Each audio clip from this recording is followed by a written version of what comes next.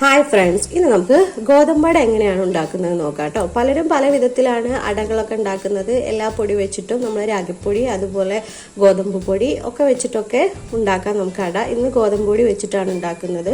വളരെ ഹെൽത്തി ആയിട്ടുള്ള റെസിപ്പിയാണ്.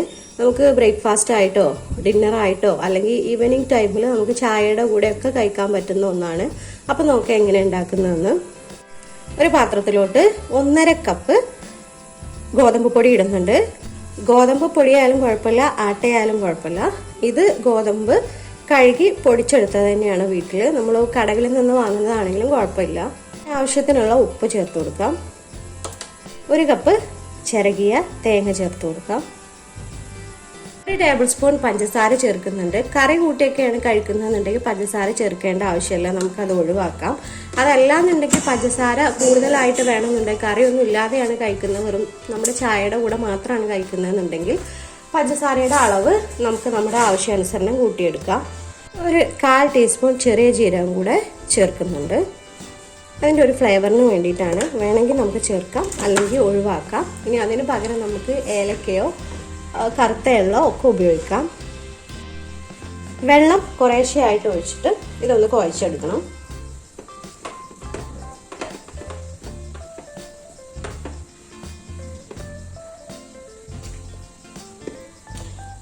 വെള്ളം ഒഴിക്കുമ്പോൾ സൂക്ഷിക്കണം, കുറച്ച് മാത്രം ഒഴിച്ചെടുക്കുക. എന്നിട്ട് ഒരുപാട് വെള്ളം ലൂസാവുകയും വേണ്ട. നമ്മൾ ദോശയൊക്കെ ചുടുന്ന ആ പരുവത്തിൽ വെള്ളം കൂടി പോകരുത്.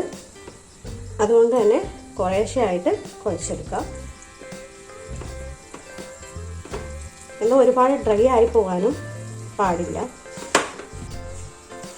ഇപ്പോൾ പൊടി ആവശ്യത്തിന് കുഴച്ചെടുത്തിട്ടുണ്ട്. ഈ 1.5 കപ്പോളം പൊടി എടുത്ത് കുഴച്ചെടുക്കാൻ നമുക്ക് ആവശ്യമായി വന്നിട്ടുള്ളത് 1 കപ്പ് വെള്ളമാണ്.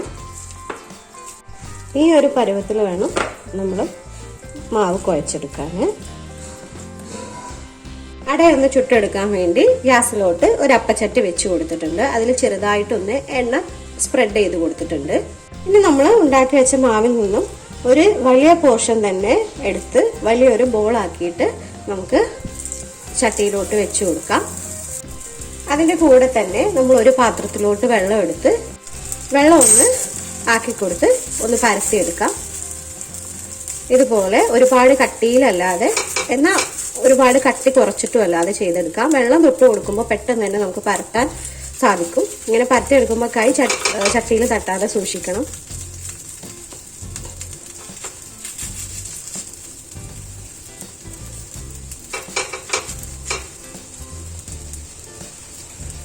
വെള്ളം ഒന്ന് നനച്ചു കൊടുത്താൽ നമുക്ക് പെട്ടെന്ന് തന്നെ ചെയ്തെടുക്കാൻ പറ്റും. ഇനി നമുക്ക് വേണമെങ്കിൽ ബട്ടറോ നെയ്യോ അല്ലെങ്കിൽ ഓയിലോ തന്നെ നമുക്ക് ഇതിന് മുകളിലൂടെ ഒന്ന് ഒഴിച്ചു കൊടുക്കാം. ഞാനിപ്പോൾ കുറച്ച് ബട്ടറാണ് ഇട്ട് കൊടുക്കുന്നത്. ആവശ്യത്തിനനുസരിച്ച് ഏത് വേണമെങ്കിലും ഉപയോഗിക്കാം. നെയ്യാണെങ്കിലും നല്ലതാണ്, ബട്ടറോ ഓയിലോ ഒക്കെ ഉപയോഗിക്കാം. ചെറിയ തീയിലിട്ടിട്ട് വേണം ഇത് വേവിച്ചെടുക്കുക. എങ്കിൽ മാത്രമേ ഇതിൻ്റെ ഉള്ളൊക്കെ ശരിക്കും വെന്ത് വരുള്ളൂ. ഇത് കുറച്ച് ക്രിസ്പി ആയിട്ടിരിക്കുന്നതായിരിക്കും കഴിക്കാൻ നല്ലത്. കൂടെ ആണെങ്കിൽ അധികം ക്രിസ്പി ആവണ്ട. പക്ഷെ നമ്മൾ ചായയുടെ കൂടെയൊക്കെയാണ് കഴിക്കുന്നതെങ്കിൽ കുറച്ച് ക്രിസ്പി ആയിട്ടിരിക്കുന്നതാണ് നല്ലത്. സൈഡിലും കൂടെ നമുക്ക് കുറച്ച് ബട്ടർ തൂത്ത് കൊടുക്കാം.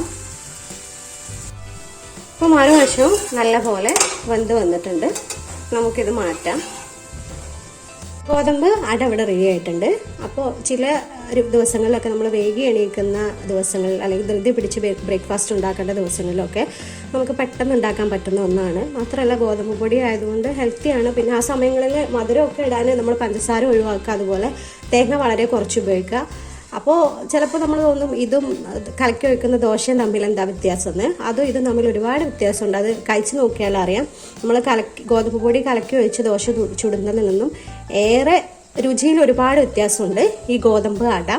അപ്പോൾ ഇതുവരെ ഉണ്ടാക്കാത്തവരൊന്നും ഉണ്ടാക്കി കഴിച്ച് നോക്കുക. അതുപോലെ പ്രത്യേകിച്ച് കറികളൊന്നും വേണ്ട എന്നുള്ളതാണ്. ഇനിയിപ്പോൾ കറി ഒഴിച്ച് വേണമെങ്കിൽ നമുക്ക് ചിക്കൻ കറിയോ അല്ലെങ്കിൽ ഏത് കറി വേണമെങ്കിലും നമുക്ക് മുട്ടക്കറിയോ ഒക്കെ ഒഴിച്ച് കഴിക്കാം. ഇനി കറി ഇല്ലെങ്കിലും നമുക്ക് കഴിക്കാം. അതിന് പകരം വേണമെങ്കിൽ കുറച്ച് തേങ്ങ ചിരകി അതിലോട്ട് പഞ്ചസാര ചേർത്തിട്ട് നമുക്ക് കഴിക്കാം, അല്ലെങ്കിൽ തേങ്ങാപ്പാൽ ഒഴിച്ചിട്ട് കഴിക്കാം. ഇനി അതും അല്ലെങ്കിൽ നമുക്ക് ഇതുപോലെ തന്നെ കട്ടൻ ചായയുടെ കൂടെ പാലൊഴിച്ച് ചായയുടെ കൂടെയൊക്കെ കഴിക്കാൻ പറ്റും.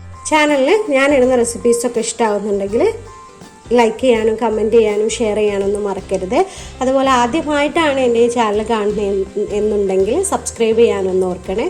Okay, thank you.